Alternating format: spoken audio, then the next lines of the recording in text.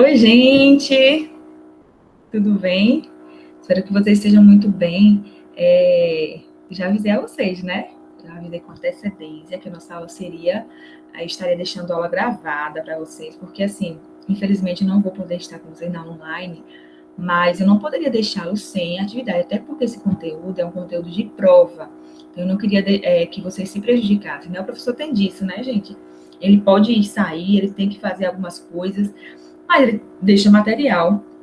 Então, eu não poderia sair e deixá-lo sem material, por isso, tá bom? Então, vamos lá. Eu vou compartilhar com vocês aqui os slides. E é um conteúdo que nós estamos conversando, inclusive, né? Já tem um tempinho, desde o início dessa unidade. E agora, para fechar o nosso conteúdo, eu vou trazer para vocês aqui os slides. Bom, deixa eu ver aqui se eu estou conseguindo já compartilhar. Sim. Vou colocar aqui para vocês. Uma tela inteira. Pronto, ok? Tudo certinho. Então, estamos falando já sobre Revolução Industrial. A primeira informação que eu preciso trazer para vocês aqui é porque, assim, quando a gente vai estudar qualquer tema, né, qualquer temática, né, alguma coisa, uma história, é preciso saber onde acontece, primeiramente. Vocês já sabem que nós chamamos de o pioneirismo inglês. Acontece na Inglaterra. A Inglaterra faz parte do continente europeu, tá? E acontece em meados ali do século XVIII. E nós vamos ver mais informações, tá? Para que a gente entenda um pouquinho mais a fundo sobre como é que se deu, o que foi que aconteceu, por que esse nome Revolução Industrial, quais algumas invenções, né? Todo esse processo, primeira fase, segunda fase, terceira fase.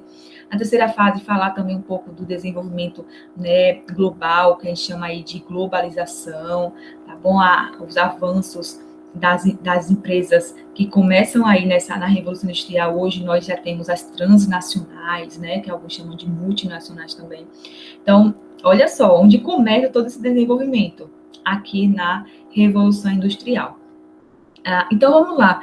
A primeira informação que a gente tem é que foi um período de grande desenvolvimento tecnológico, que aconteceu na Inglaterra em meados do século XVIII, como eu já havia falado. Então, todo esse período aí, esse grande desenvolvimento tecnológico, acabou que consolidando agora a formação do capitalismo, né? Tudo voltado para o capital, tudo voltado para movimentar a economia, produzir em larga escala, fez com que a formação do capitalismo se consolidasse de fato ali naquela região da Europa, e depois houve a expansão para várias partes do mundo, tá bom? Outra informação que a gente precisa entender é que a produção industrial, ela acabou com o modo de produção artesanal.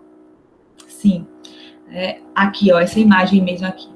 Antes da Revolução Industrial, as pessoas trabalhavam de forma, né, de forma artesanal, né? As pessoas tinham ali, por exemplo, a imagem do padeiro. Você está vendo ali uma forma bem simples de se trabalhar. Você está vendo ali, né, as pessoas tinham que estar diretamente ali, né, mexendo com a massa, formando a massa, colocando ali no forno a lenha, né? E você vê um trabalho ali, um ambiente bem simples. Do lado esquerdo, você também vê um outro ambiente simples. Duas pessoas trabalhando ali com tecidos, né? E só que aí a Revolução Industrial vem para mudar tudo isso. Então, vamos falar aqui agora de algumas etapas. Primeira etapa, artesanal. Quando os artesãos ali, eles tinham todo o domínio da produção, a matéria-prima, da matéria-prima até o produto final, o artesão tinha todo o domínio. Ele ia lá, colhia a matéria-prima, aí depois trabalhava com ela, né? Todo aquele trabalho com a matéria-prima para então produzir aquilo, né? A sua arte e chegar até o produto final. Era dessa forma, era demorado, né? Era algo mais pessoal, mas era bem demorado. Se você fosse pedir um sapato para um artesão, nessa época aí, você provavelmente ia receber meses depois. Mais ou menos isso, né? Meses depois, semanas depois. Hoje não, você vai aonde? Você vai numa numa loja, e aí você olha lá o sapato, se você quiser sapato aquele sapato, você já pode comprar, fazer o pagamento e levar para casa e usar no outro dia, ou sei lá. Se você for comprar pela internet, você aí vai demorar um pouco, né? Mas ele já está lá pronto. Vai demorar um pouco. Mesmo assim, com essa demora que a gente, essa espera aí dos correios e tal, não se compara a demora dessa época aí do período artesanal. Então, aí surge então o período, a etapa, segunda etapa aí, que é chamada de manufatureira. É quando agora os artesãos se reúnem em oficinas e há uma divisão do trabalho, ou seja, cada pessoa ali fica com uma função, trabalhando, né, mesmo que manual ainda, mas um ritmo ainda imposto pela força humana, um ritmo bem tranquilo, mas agora todo mundo em conjunto. Aí vem a terceira etapa, que é a mecanizada. Nós chamamos também de maquinofatura. Quando agora surgem as máquinas, a máquina a vapor, né, que a máquina a vapor vai ser uma criação, uma invenção muito importante para movimentar também outras máquinas, né? E nessa fase da maquinofatura ou fase mecanizada, agora o ritmo do trabalho do operário, gente, não é mais segundo a sua força humana, não. Se ele tem a ajuda agora das máquinas. Então tem que ser algo mais rápido, né, o ritmo mais acelerado, porque agora a pessoa ela já é especializada para aquilo e tem o auxílio de uma máquina, tá bom? Então vamos lá, a primeira fase da Revolução Industrial tem uma história por trás dela, né? Então assim, a primeira fase ela é marcada ali por volta de 1760 pelo desenvolvimento, o crescimento da indústria têxtil. Ou seja, essa indústria aí trabalhava com os tecidos de algodão, trabalhava com o tear mecanizado, a máquina, né, ali que trabalhava com os tecidos e tal. Então, a confecção, né, dos tecidos e tal. Então, o que é que vai acontecer nesse momento? Tem uma história por trás disso, a gente precisa entender essa história. Depois que eu falei já do pioneirismo inglês, que acontece na Inglaterra, a acumulação, o processo ali de acumulação de capitais, o crescimento da burguesia na área política, né, a invenção da máquina a vapor, eu preciso trazer para vocês aqui, gente, eu não poderia deixar de trazer para vocês sobre esse momento marcante na história da Revolução Industrial, que é falar sobre a política dos cercamentos de terras. O que é isso, professor? Essa política dos cercamentos de terra? É quando as pessoas que viviam, né? Lembra do tempo do feudalismo? As pessoas viviam ali, né, nas suas terras. Foi bem depois do feudalismo. Mas as pessoas viviam ali nas suas terras, tinham as suas propriedades, trabalhavam nelas, produziam nelas, plantavam nelas, o que mais? Criavam seus animais. Só que essas pessoas, com a política dos cercamentos de terra, que foi ali foi permitido pelo governo, as pessoas são expulsas de suas terras. E por que elas foram expulsas? Porque se a indústria têxtil estava precisando de matéria-prima, da lã, do algodão, eles precisavam dos animais que produziam essa lã. E os animais precisariam de alimento para viver, né? Então, eles tinham que ter pastos, né? Eles tinham que ter alimento para essas ovelhas. E só iriam conseguir se eles tivessem terras para o plantio, né? Para montarem, então, esses pastos. Então, a política de cercamento de terras foi justamente a expulsão, a retirada das pessoas de suas propriedades, para, então, que houvesse a criação de pastos para se criarem as ovelhas, para que as ovelhas, então, produzissem a lã. Então, por trás dessa história aí, né, do desenvolvimento da Revolução Industrial, ou das indústrias, do desenvolvimento das indústrias, a gente tem essa história. Infelizmente, os pequenos proprietários, eles eram obrigados a deixarem as suas terras para irem para as cidades. Então, acontece agora o chamado êxodo rural. As pessoas são obrigadas a sair de suas terras, outras vão, né, claro, por conta própria, não, eu vou deixar aqui, eu entrego tudo, eu quero saber o que é que tem na cidade de legal e tal, entendeu? Só que muitos saíram mesmo expulsos, retirados, né? Então, acontece isso. Esses trabalhadores saem de suas terras para, então, vender a sua mão de obra, só que de forma barata. E aí acontece o processo de urbanização na Inglaterra e especificamente na capital, né, em Londres. Agora, com o êxodo rural, acontece esse deslocamento para a cidade, e agora a cidade começa, uma aglomerada de pessoas, começa a aumentar o número de pessoas, tá bom? Aí nós temos aqui outras informações interessantes e importantes, que são as características gerais.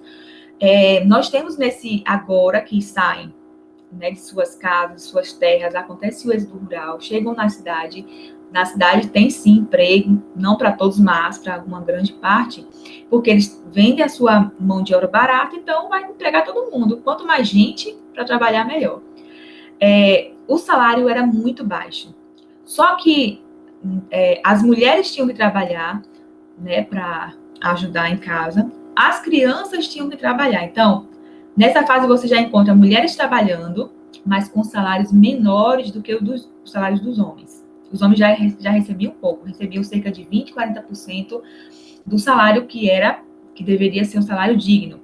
E a mulher ainda recebe bem menos do salário que era ruim dos homens, ó, em comparação aí. As crianças também, nessa fase aí, elas passam a trabalhar. Tem até imagem aqui, ó, olha aí as crianças trabalhando. Crianças trabalhando também nas minas de carvão. Por que eles permitiam e queriam que as crianças trabalhassem nas minas de carvão? Porque justamente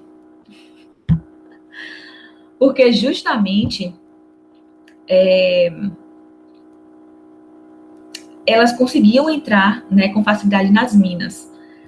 E aí nós temos aqui, deixa eu voltar agora para pegar algumas informações. Então, nós temos aqui, a infância não era reconhecida, a principal fonte de energia era o carvão mineral. Então, a gente aqui, ó, nessa primeira fase, não podemos esquecer de que ali já se trabalhava com ferro, com carvão e energia a vapor. Só que o carvão era a principal a fonte de energia. Bom, nessa fase também, logo no finalzinho da primeira fase, vão surgindo agora os bairros industriais, porque a ideia era o quê, gente? Trabalhar muitas horas, mas sempre morar perto, por quê? Terminou, antes, né, você acorda, você corre já, tinha até um sinozinho que avisava o horário de acordar, avisava o horário, né, quer dizer, ó, daqui a uma hora, se acorda, daqui a uma hora você já tem que estar no trabalho. Quando tocava o sino, o segundo sino, eu acho, e aí, o sirene, não sei, acho que o sino, e aí eles chegavam, já estava na hora de já ir para o trabalho. Então, a ideia era o quê? Ouvir o sino perto da onde? Do trabalho, gente. Então, a ideia era sempre estar perto do trabalho. Aí surge, então, os bairros industriais. Outra informação, deixa eu passar para vocês aqui, ó. Com esse processo de industrialização, gente, começou, então, a paisagem da Inglaterra começou agora a ser modificada. Olha aí. Né? Você ainda vê aqui um pouco de verde, de árvores, né, de animais ali e tal. Mas aqui, olha só, quase você não vê verde, né? A presença de árvores ali são poucas. E aí você já vê muita fumaça, né? Muitas construções. Nós temos aqui, ó, a maquinofatura, a manufatura e a maquinofatura. Você vê ali, ó, que na manufatura se trabalhava nas oficinas. Na maquinofatura já muda, né? As pessoas já passam agora a trabalhar nas áreas fabris, nas fábricas. O trabalho na manufatura a produção era em pequena escala, maquinofatura já aumenta, agora é larga escala, tá? O trabalho era manual na manufatura, já na maquinofatura houve a introdução das máquinas, tá? Na manufatura houve a qualificação do trabalho, já na maquinofatura a substituição, né, da mão de obra humana. Na manufatura, trabalhadores controlam o meio de produção, só que na maquinofatura também, né, não poderia ser diferente, o patrão é quem controla os meios de produção. As condições de trabalho eram entre 14 e 18 horas por dia. As fábricas possuíam regras extremamente rígidas, como era proibido falar um com o outro, era proibido olhar para as janelas, né, para não ver lá fora, para você não perder o foco do trabalho, e o ritmo deveria ser seguido das máquinas, né? As máquinas é quem dava aí o ritmo de trabalho. Nessa fase aí, gente, então, acaba que as relações sociais, elas também são transformadas, e aí surgem duas novas classes, a classe dos empresários e dos operários, a burguesia e o proletariado, tá bom? Que Karl Marx vai falar, né, do proletariado, lutar contra os poderes aí políticos ou, né, econômicos da burguesia. Aí você vai ver aqui, ó, já a invenção das máquinas, tá? Esse aí é o tear mecânico, tá bom? Aí nós temos aqui, você já tá vendo ali, ó, uma pessoa trabalhando, porque a máquina já começou a substituir o homem. A locomotiva para transportar com mais rapidez as matérias-primas, também as mercadorias, as pessoas para chegarem ao local de trabalho bem rápido, porque as pessoas andavam de quê? Ou a pé, ou em carruagem, ou montada num cavalo, num bicho, né, num animal. E agora a locomotiva vai surgindo, tá bom? Como meio de transporte ali, e vai substituindo o homem. Isso aqui já vai chegando, gente, na segunda fase, tá bom? Isso aqui é marcando a segunda fase. Então, deixa eu mostrar para vocês aqui. Isso aqui é o pontapé inicial para a segunda fase.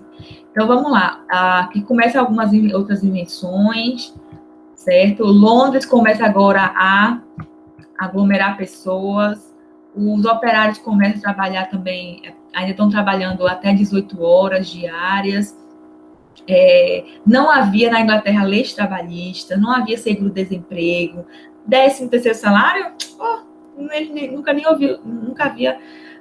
haviam ouvido falar sobre 13º, seguro-acidente também não existia, direito de greve, não havia hora extra com adicional, FGTS, só no sonho, não tinha nada disso.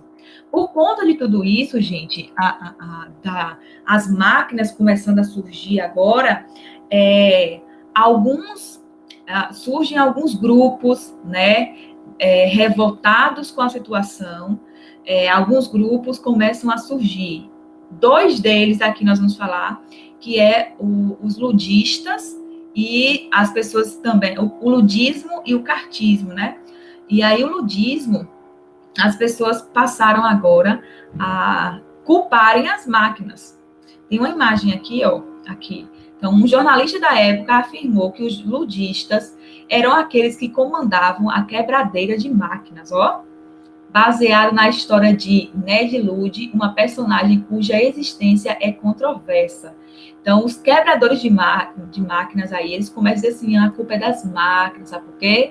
Enquanto uns estão desempregados, porque foram substituídos pelas máquinas, outros aqui ficaram, estão trabalhando muito, não estão tendo tempo para a família, não estão tendo tempo para si mesmo. Então, a culpa é de quem? A culpa são das máquinas, a culpa é das máquinas. Então, eles começam agora a quebradeira, né, a quebradeira das máquinas. Então, começa aí os ludistas. E o outro movimento eu vou chamar de cartismo, tá bom? Então, o cartismo, como está aí na tela, diz que foi um movimento de trabalhadores que acabaram reivindicando, né, algumas leis trabalhistas, para diminuir também a jornada de trabalho. Eles lutaram por mudanças políticas, mudanças econômicas. A jornada de trabalho que era de 14 a 18, eles estavam lutando para tentar diminuir para pelo menos 10 horas, né, por dia, para que assim melhorassem então, as condições de trabalho. E dessa forma, aqui, ó, a trade unions, que são associações de trabalhadores que deram origem aos sindicatos. Então, dessa luta aí, gente, surgem, então, os sindicatos, certo? Então, o mundo nunca mais foi o mesmo por conta aí dessas revoltas, dessas revoluções na Revolução Industrial.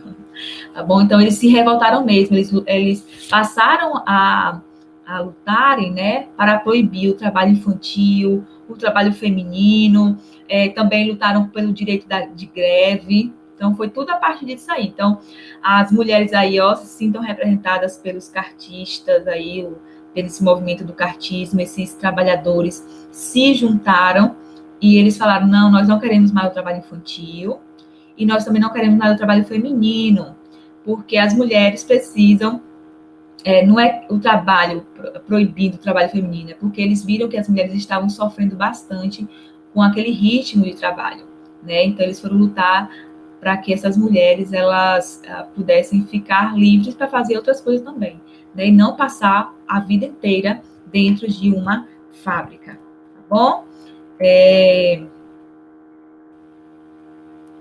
Aos poucos, os manifestantes que sobraram constataram que não eram contra as máquinas que deveriam reagir, sim o uso que os proprietários faziam delas, abusando da mão de obra dos operários. No final de tudo isso, depois que quebraram um monte de máquinas, eles foram perceber, gente, ó, no final de tudo, quem tem culpa, não, a culpa não vem das máquinas, não são as máquinas que têm culpa.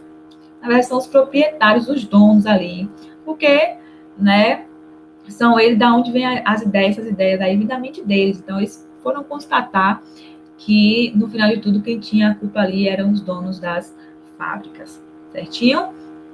E aí, gente, muitos manifestantes foram condenados à prisão, à morte, à deportação e até à forca. Olha só que coisa triste, né? Na segunda fase, a primeira fase é marcada, né, a fonte de energia principal, o carvão.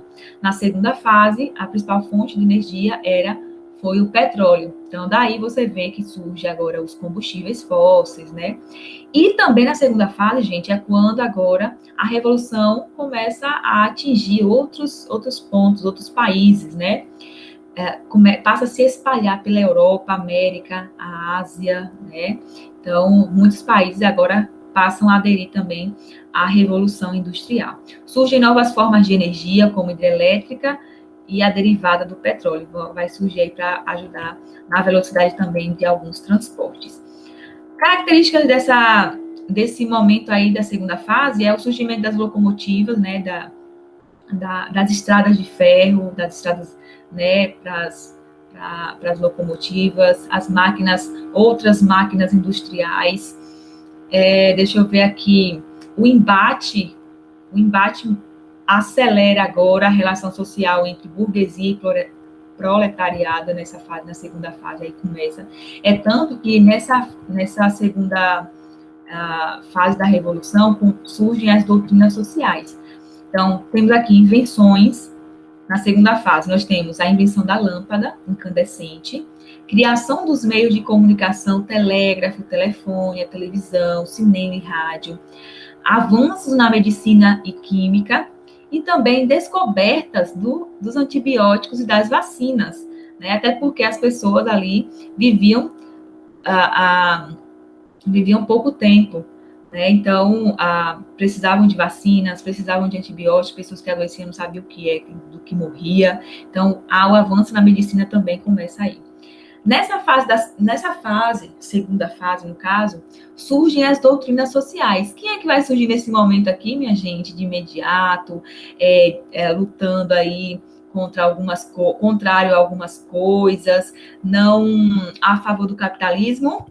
Aqui, ó, Friedrich Engels e Karl Marx. E aí, na próxima aula, a gente vai trazer aqui um pouquinho mais falando sobre socialismo científico, por que Karl Marx ele era contrário, criticava o capitalismo, por que ele era contra esse sistema econômico, quais eram as falas de Karl Marx, de Friedrich Engels, né?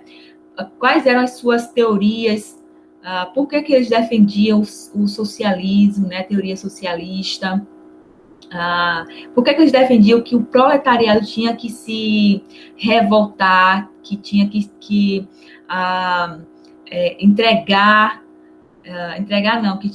que eles tinham que deixar de serem alienados. Tá? Ele fala que alienação é quando o proletariado deixava-se ser explorado. Isso é alienação. Ele dizia que a mão de obra, né, os trabalhadores ali, que era a mão de obra, que vendia a sua mão de obra, eles se deixavam explorar. E que se eles quisessem tomar e dominar os meios de produção, isso estava nas mãos deles.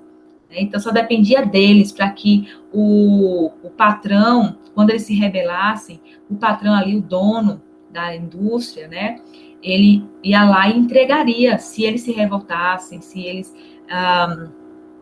né, fizesse uma greve, alguma coisa do tipo, eles conseguiriam dominar os meios de produção. E aí ele também fala da teoria da mais-valia, né? Ele dizia que o proletariado, os trabalhadores, eles vendiam a sua força de trabalho e ficavam com o menor lucro, enquanto o dono, o patrão lá, não pegava no batente, não trabalhava tanto quanto os trabalhadores, e ele ficava com a maior parte, né? Então, a mais-valia ficava com o patrão. Então, por isso que fala a teoria da mais-valia. Então, desse pensamento também, se criam sindicatos, mais leis, mais direitos trabalhistas, a partir desse pensamento aí do Marx, né? Então, na próxima aula, nós vamos falar sobre anarquismo, socialismo, quem sabe a gente fala também, entra no conteúdo de comunismo, vamos ver se dá tempo, né? Depois de todas essas reivindicações aí, né, o ludismo, o cartismo, aí depois veio Marx aí, acaba que agora acontecendo a redução do trabalho para 10, lembra que era 14 até 18? 10, 9, 8 horas a jornada. Começa também a regulamentação do trabalho da mulher e do menor, a proibição do trabalho para menores de 14 anos, a instituição do salário mínimo surge, o descanso semanal, o direito de férias, a aposentadoria, de greve e a legalização dos sindicatos acontecem aí nessa fase, tá? Consequências dessa fase é o aumento das mercadorias, mais avanços tecnológicos, né, principalmente nos transportes a vapor, deixa eu ver, mais migração de pessoas, ou seja, mais êxodo rural acontecendo, porque as pessoas também continuam tendo, assim, esperança na cidade, né, nos centros urbanos. A mão de obra infantil agora é regulamentada, crescimento desordenado das cidades, e aí a gente chega por fim, gente, na terceira fase, última fase da Revolução Industrial, quando você vê ali o desenvolvimento da robótica, da genética, das telecomunicações, que acontecem a partir do final ali da Segunda Guerra Mundial, especificamente em 1950 ali, que acontece mesmo a terceira fase da Revolução, que também é chamada de Revolução Técnico-Científico-Informacional. Tá?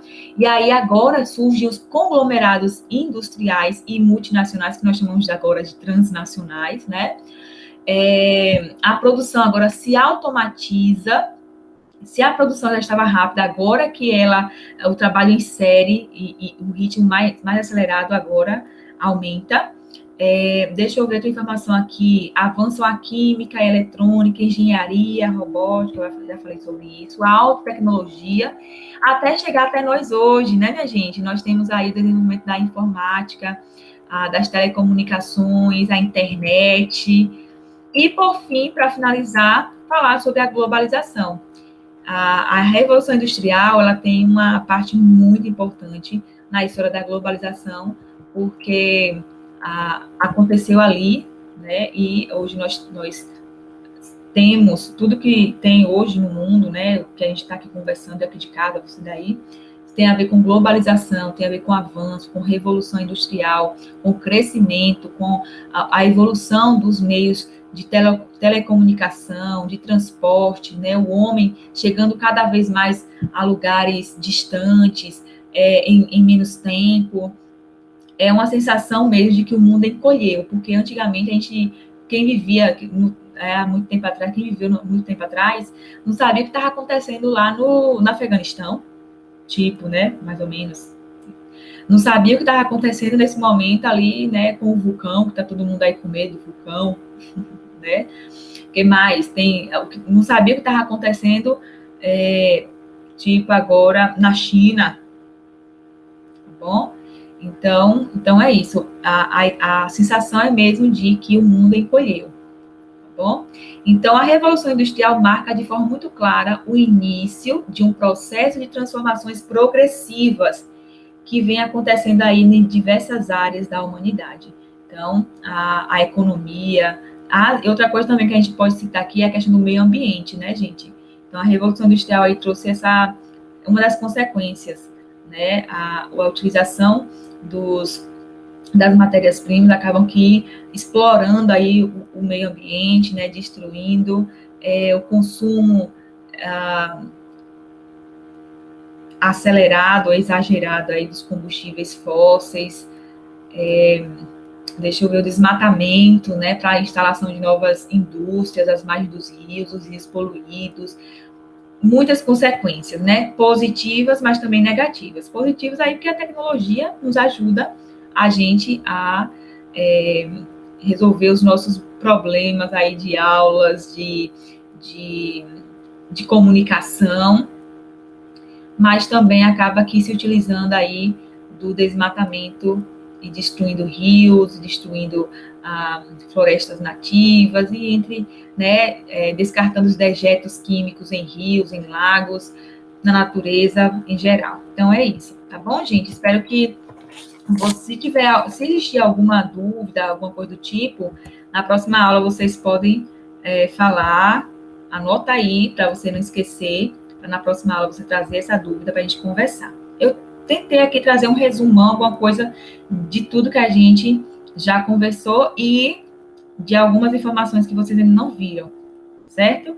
Mas é isso, um beijo no coração de vocês e até mais, viu? Tchau, tchau!